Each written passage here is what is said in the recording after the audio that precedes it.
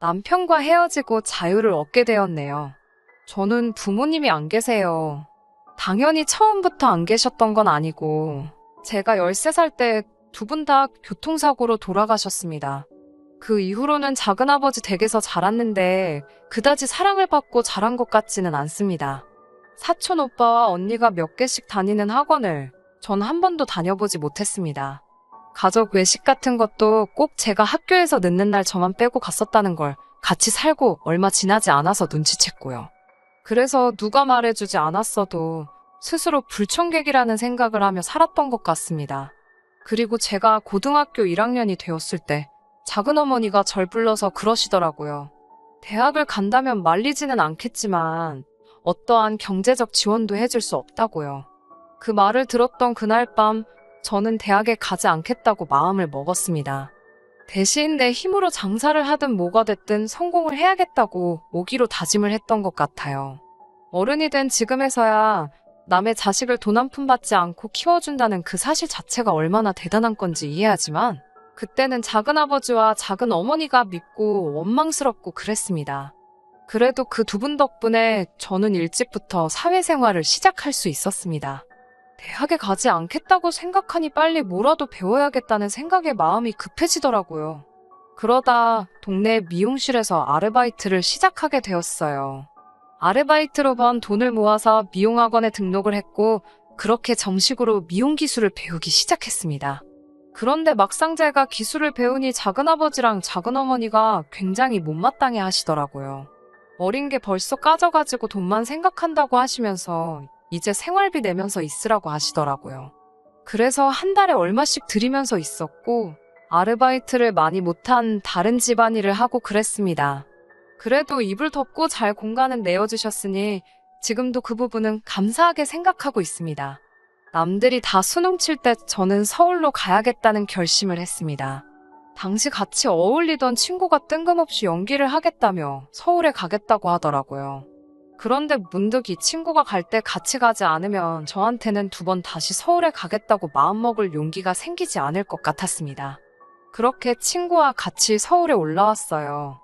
작은아버지와 작은어머니는 제가 서울에 간다고 하니 무슨 돈으로 가냐고 하셨고, 제가 그동안 모아둔 돈이 얼마 있어서 그걸로 간다고 했더니 저더러 우명하게 돈도 있으면서 내놓지도 않고 공짜로 밥 먹고 처자고 그렇게 살았냐면서 양심이 있으면 그 돈 키워준 값으로 내놓고 맨몸으로 가라고 하더군요.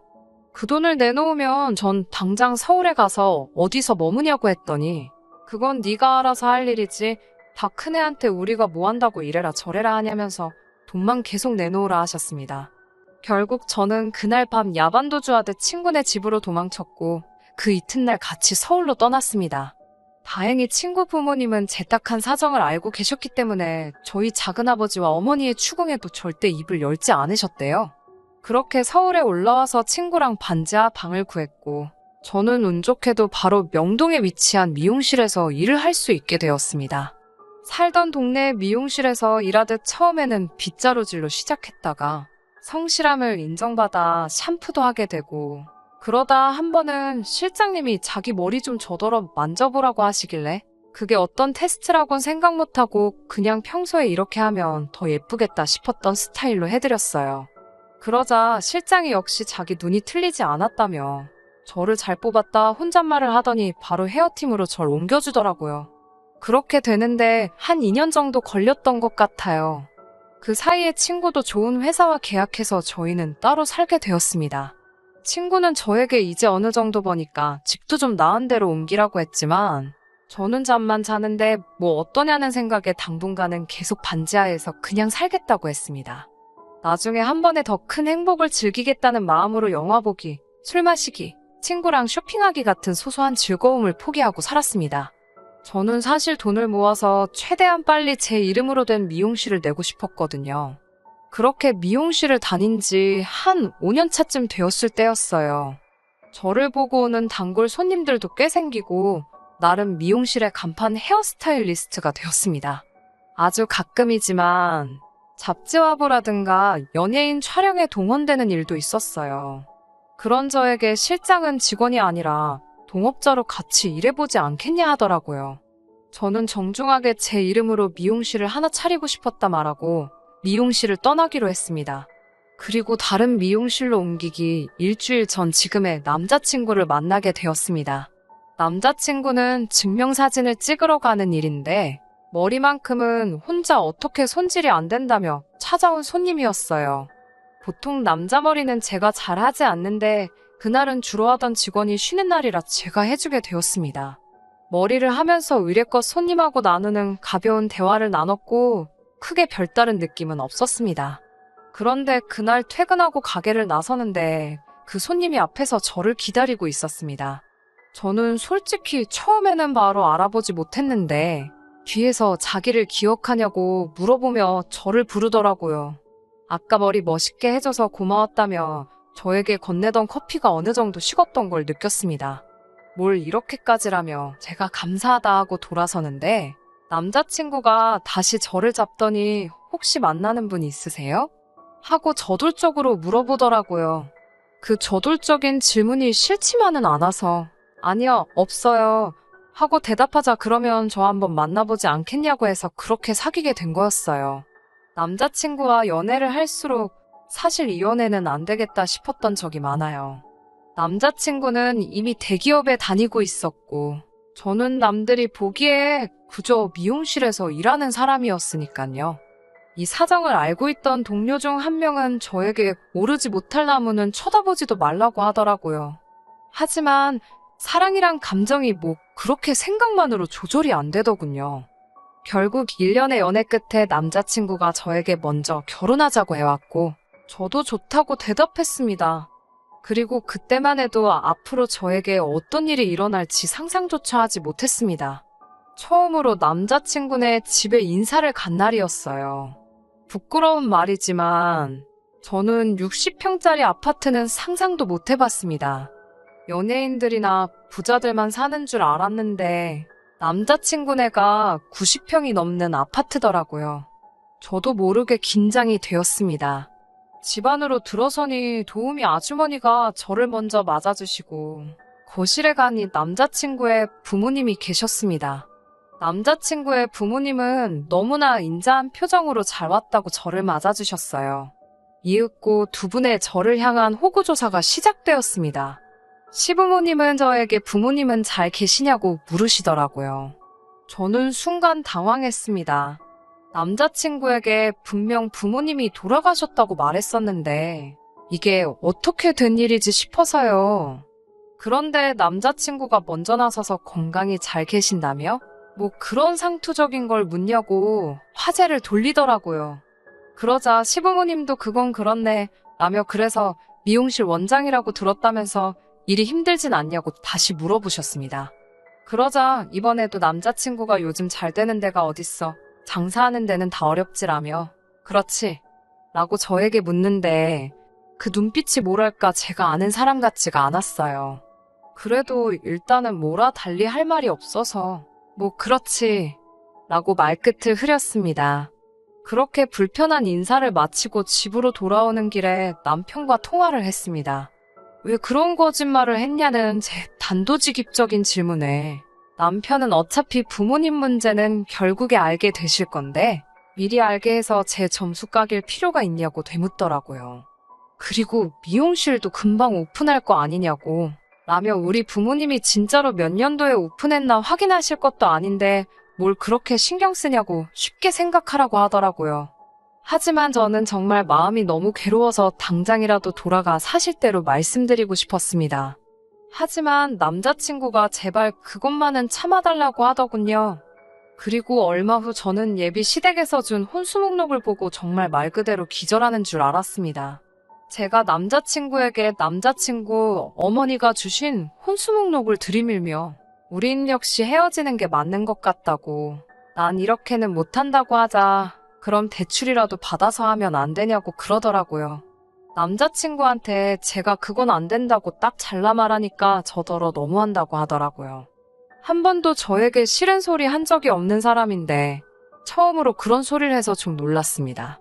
결국 남자친구는 자기가 부모님하고 말해본다고 하더니 대폭 줄어든 혼수 목록을 들고 왔고 여전히 좀 부담스럽긴 했지만 제가 해가겠다 했습니다.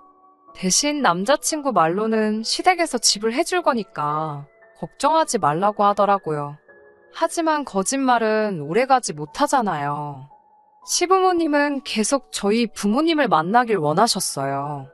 남자친구는 저더러 작은아버지나 작은어머니께 부탁드리면 어떠냐고 했다가 제가 절대 안 된다고 하니까 그럼 부모 대행 서비스라도 받자고 하더라고요. 그러다 결국 남자친구의 부모님이 사실을 알게 되셨습니다.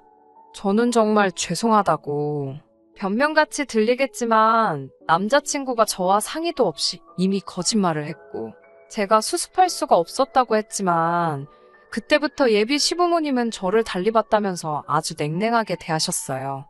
부모가 없는 애들은 이래서 안 된다는 둥, 아주 속이 음흉하다는 둥막말을 하시면서요. 하지만 남자친구가 저랑 결혼 안 시켜주면 죽겠다며 말 그대로 들어눕는 바람에 남자친구의 부모님도 저희 결혼을 허락해 주셔야만 했습니다. 시부모님은 혼주석 비어있는 결혼식은 남들 보기 남사스럽다며 결혼식도 가족만 모여서 조촐하게 하라고 하셨습니다. 사주시겠다는 집도 차일피일 미루시며 일단은 남는 방이 있으니 저보고 들어와서 살라고 하시더군요. 솔직히 저는 이런 대접까지 받으면서 결혼하는 게 맞나 긴가민가 싶었지만 한편으로는 저만의 오롯한 가정을 꾸리고 제가 눈칫밥 먹으며 자랐던 과거가 있어서 그랬는지 어느 정도 안정적인 경제 환경에서 내 자식을 키우고 싶다는 열망이 있었기 때문에 이럴 거면 결혼 안 하겠다는 소리도 차마 하지 못했습니다. 저도 속물이었지요. 하지만 버틴다는 게 마음먹은 대로 되지는 않더라고요. 남편의 거짓말 이후로 시부모님은 저를 노골적으로 무시하시기 시작하셨습니다. 게다가 한 번은 제가 일하는 미용실에 찾아오셔서는 제가 원장인 줄 알고 찾으시다가 제가 일반 직원인 걸 아시고는 노발대발 난리가 나셨습니다. 저랑 같이 일하는 직원들은 제 상황을 알고 있었기 때문에 저를 이상하게 생각한다거나 저에게 별다른 말은 건네는 사람은 없었지만 그래도 일터에서 예비 시어머니 되실 분한테 남들 다 보는 앞에서 혼난다는 게 스스로 너무 수치스럽고 모멸감이 들더라고요. 무엇보다 제가 한 거짓말도 아니어서 너무 억울했습니다. 지금 사연 들으시는 분들 중에서는 그래도 제가 바로 잡지 않고 가만히 있었으니까 저도 거짓말을 한 거나 마찬가지라고 생각하실 수도 있지만요. 변명을 하자면 저도 사람인데 왜 남자친구 부모님께 잘 보이고 싶은 마음이 없었겠어요. 그래서 남자친구의 반대를 뿌리치고 앞장서서 솔직하게 진실을 말하지는 못했습니다. 그리고 얼마 뒤 남자친구 부모님과 다시 한번 식사를 하게 되면서 결정적으로 제가 파혼을 결심하게 된 사건이 벌어졌습니다. 당시 명절을 한 달 정도 남겨놓은 시기였어요. 무슨 이야기를 하다가 명절 이야기가 나오면서 남자친구의 어머니가 저에게 그래도 고아가 좋은 점도 있네. 친정에 안 가도 되잖아. 그치? 아니지. 가야 할 친정이 없는 거겠지. 라고 하시는 거예요. 그러면서 그거 하나만큼은 잘된 일이라고 그러시더라고요. 서운한 마음이 들려는 찰나에 저에게 말씀하시기를 앞으로는 친정엄마한테 한다 생각하고 당신한테 잘하라고 하시더군요. 그럼 당신도 절 딸처럼 대하시겠다고요. 저는 처음엔 순진하게 그 말을 믿고 감사하게 생각했습니다. 이제 저에 대해서 오해를 다 푸셨구나 생각했어요. 그리고 이제 청첩장도 찍고 결혼식을 한 달 남겨둔 시기였습니다. 원래는 식을 올리고 가게를 열려고 했는데 너무 좋은 자리에 장사하던 자리라 기본적인 시설도 다 되어 있고 거기에 새까지도 저렴하게 나와서 놓칠 수가 없더라고요. 그래서 결혼 준비로 바쁜 와중에 가게를 오픈하게 되었습니다. 당연히 남자친구와 예비 시부모님도 그 사실을 아시게 되셨고요. 이튿날 남자친구에게 전화가 왔는데 정말 집안이 뒤집어질 만큼 난리가 났다고 당장 빨리 남자친구 부모님 댁으로 오라고 하더라고요. 그래서 불이 나게 쫓아갔더니 남자친구 어머님께서 정말 무슨 드라마에 나오는 것처럼 머리에 흰띠를 두르고 몸져 누워 계시더라고요. 제가 무슨 일 때문에 그러시냐고 물으니 남자친구가 저더러 직접 물으라며 한숨을 푹푹 쉬더라고요. 제가 어머님, 좋았어요. 어디가 많이 아프세요? 하니까 저더러 다짜고짜 신부가 고얀 여자라며 욕을 하시는 거예요. 그래서 제가 왜 그러시냐 하니까 또 내가 혼수해오라니까 돈 없다고 징징거리더니 뒤에서는 감히 가게를 차릴 생각을 해. 그러시더라고요. 그러면서 역시 큰애들은 아무리 해도 거지근성을 숨길 수가 없다면서 음흉하고 못된 것, 이기적인 것, 저한테 온갖 험한 소리를 다 하시더군요. 제가 남자친구 어머님께 이 돈은 남자친구가 준 돈도 아니고 제가 몇 년 동안 열심히 해서 모은 제 돈인데 왜 제가 욕을 먹어야 하는지 모르겠다고 말했어요. 예비 시어머니는 이게 어디라고 대드냐면서 지금이라도 그 돈은 나한테 주고 이 집에 들어와서 살림이나 하라고 하시더군요. 엄마가 없어서 뭐나 똑바로 배웠냐면서 당신이 1부터 100까지 알려줄 테니 군소리 말고 조신히 집에서 가정교육이나 받으라면서요. 밑도 끝도 없는 남자친구 어머님의 일장연설은 한마디로 그냥 제 돈을 내놓으라는 거였어요. 있는 사람이 더 한다고 벼룩의 간을 빼먹지 싶더군요. 제가 그렇게는 못하겠다고 하고 그냥 이 결혼 없던 걸로 하겠다고 자리를 박차고 그 집을 나왔습니다. 남자친구가 가지 말라며 저를 쫓아오더라고요.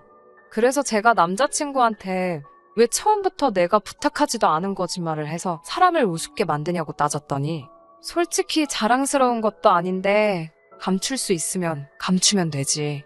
그리고 대학도 안 나온 며느리가 혼수도 조금밖에 안 해오면서 가게 차린다고 하니 자기 엄마가 얼마나 배신감 느끼고 속상했겠냐며 이번만 죄송하다 하고 그냥 그 돈을 드리고 결혼하자는 거예요. 돈이야 자기 집에 돈 많으니까 살면서 벌면 되지 않냐고요. 저는 말도 안 되는 헛소리 짓거릴 거면 눈앞에서 사라져 달라고 했습니다. 다행히 남자친구 부모님이 집 사주시는 걸 차일피일 미뤄서 저도 혼수 구입을 미루고 있었는데 얼마나 다행이던지요. 저는 아무런 미련도 없이 그 집을 나왔고 계획한 대로 제 미용실을 차렸습니다. 파혼 후 지금까지 1년이란 시간이 지났습니다. 남자친구는 저와 헤어진 이후로 부모님의 강요에 못 이겨 선을 보고 서둘러 결혼까지 속전속결로 올려놓고도 계속해서 연락을 해왔습니다. 결국 저는 그의 와이프에게 남편 단속 잘하라고 연락을 했고 결국 혼인신고서에 잉크가 마르기도 전에 이혼당했다고 하더라고요. 그로 인해 남자친구의 어머니가 저에게 욕설 담긴 연락을 수차례 해와서 고소한 상태고요. 제가 운영하는 미용실은 직원 8명을 써야 할 만큼 장사가 잘 되고 있습니다. 앞으로는 부모님의 빈자리 때문에 누군가 저를 무시하려 들면 가만히 있지 않을 겁니다. 좀 더 이기적으로 제 행복을 생각하면서 살아보려고 해요. 끝까지 들어주셔서 감사합니다. 오늘의 사연은 여기까지입니다. 구독과 좋아요, 알람 설정 부탁드리고 더 좋은 사연으로 다시 찾아뵙겠습니다. 감사합니다.